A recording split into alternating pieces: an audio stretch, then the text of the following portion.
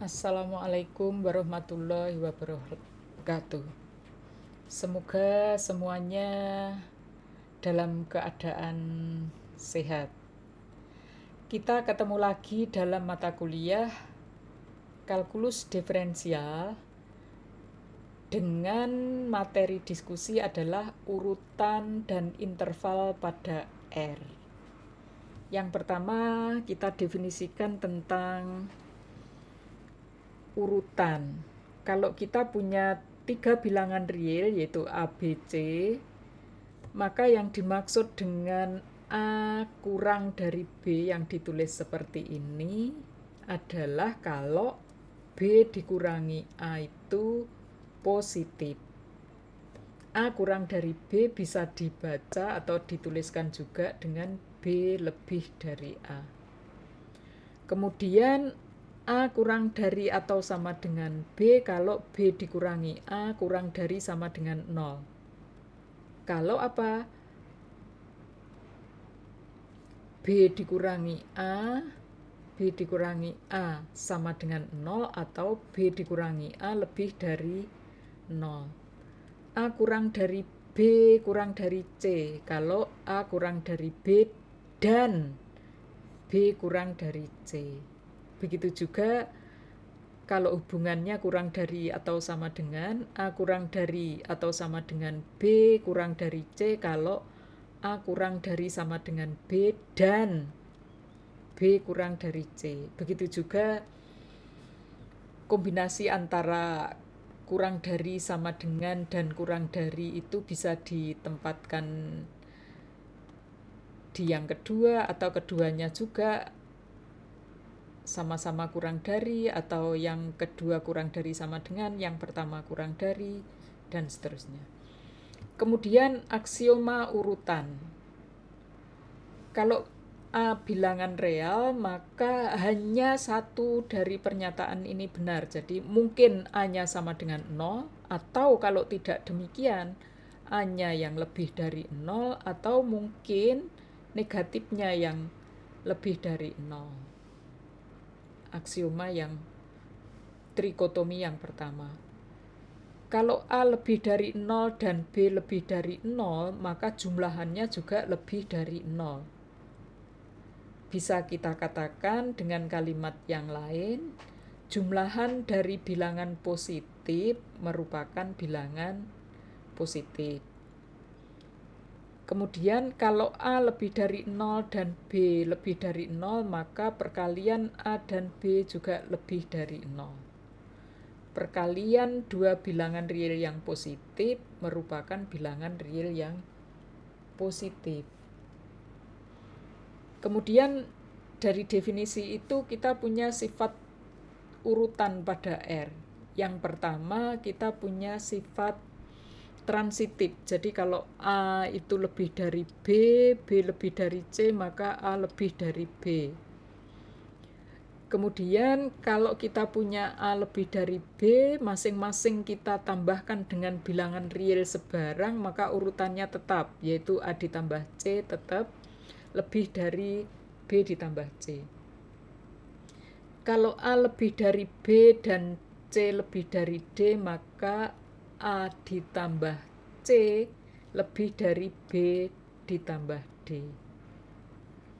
Kalau A lebih dari B, masing-masing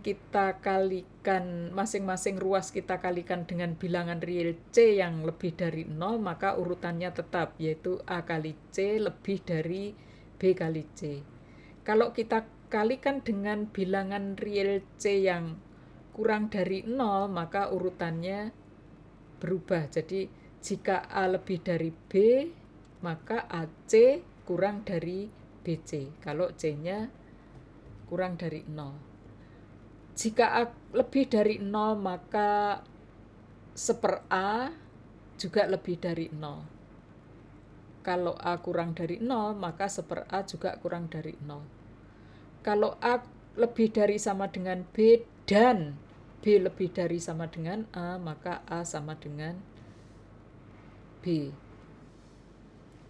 Kalau A bilangan real yang tidak 0, maka A kuadrat juga tidak juga lebih dari, saya ulang, kalau A bilangan real yang tidak 0, maka A kuadrat pasti lebih dari 0.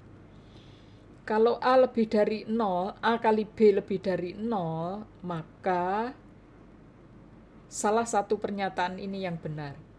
Masing-masing lebih dari 0 atau masing-masing kurang dari 0. Jadi A lebih dari 0 dan B lebih dari 0, atau kalau tidak demikian A kurang dari 0 dan B kurang dari 0. Kalau A kali B kurang dari 0, maka A lebih dari 0 dan B kurang dari 0, atau A-nya yang kurang dari 0 dan B-nya lebih dari 0. Sifat tersebut kita buktikan yang pertama saja. Jadi diketahui ABC bilangan real. ABC bilangan real dan A lebih dari B, B lebih dari C. Kita disuruh membuktikan A lebih dari C.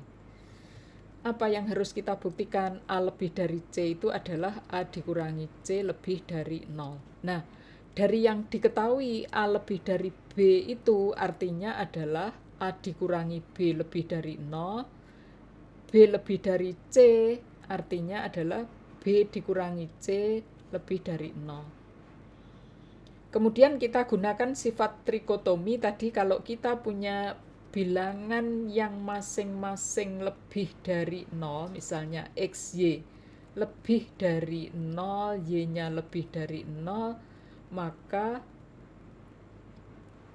X ditambah Y juga lebih dari 0. Sehingga sebagai X-nya di sini adalah A dikurangi B, Y-nya adalah B min C, maka dengan menggunakan sifat trikotomi yang kedua, kita peroleh perkalian jumlahan dari itu tadi lebih dari 0. Dari sisi lain kita punya bahwa A dikurangi C itu sama dengan A dikurangi B ditambah B dikurangi C. Mengapa seperti itu? Karena ini adalah 0. Kemudian A dikurangi C yang sama dengan A dikurangi B ditambah B min C, padahal A dikurangi B ditambah B min C lebih dari 0. Berarti kita punya A dikurangi C lebih dari 0. Dengan menggunakan definisi, maka itu berarti A lebih dari C. Untuk sifat yang lain bisa dicoba sendiri sebagai latihan. Kemudian kita ingat kembali tentang pengertian interval yang akan kita gunakan nanti mungkin dalam pembahasan materi berikutnya. Interval di dalam R itu adalah suatu himpunan bagian dari R yang didefinisikan demikian. Kalau kita punya dua bilangan real A dan B dengan catatan di sini A kurang dari atau sama dengan B, maka himpunan nomor I1 sampai dengan 4, yaitu yang dituliskan seperti kurung buka A, B, kurung tutup biasa, yaitu himpunan semua bilangan real X yang mempunyai sifat X-nya terletak antara A sampai B. Itu juga disebut interval. Kemudian kalau A dan B-nya ikut, kurungnya kita gunakan kurung siku. A buka kurung siku A, B, kurung tutup kurung siku. Kemudian yang kirinya ikut, A-nya ikut, B-nya tidak ikut, kita gunakan yang kiri adalah kurung siku, yang kanan kurung biasa. Begitu juga bisa yang kiri kurung biasa, yang kanan kurung siku, berarti yang kanan ikut. Nah, kalau kita gambarkan pada garis bilangan, maka yang pertama itu adalah A sampai B. Seperti ini adalah A, B, atau ada buku yang menggambarkan demikian dengan kurung seperti ini. Ini A, ini B. Kemudian yang kedua berarti A, B. Saya suka menggunakan yang seperti itu, jadi yang ujung kirinya saya beri lingkaran dengan daerah di dalam lingkarannya saya arsir, atau ada buku yang menuliskannya pakai begini, dikurung siku. Kemudian A-nya ikut, B-nya tidak ikut. Yang ini A-nya tidak ikut, B-nya ikut. Nomor 1 sampai dengan 4 itu disebut interval terbatas. Kemudian nomor 5 sampai 9 disebut interval yang tidak terbatas. Untuk yang nomor 5 berarti X-nya lebih dari A. Jadi kalau kita punya itu sampai ke sana. Jadi ini A. Kemudian kurang dari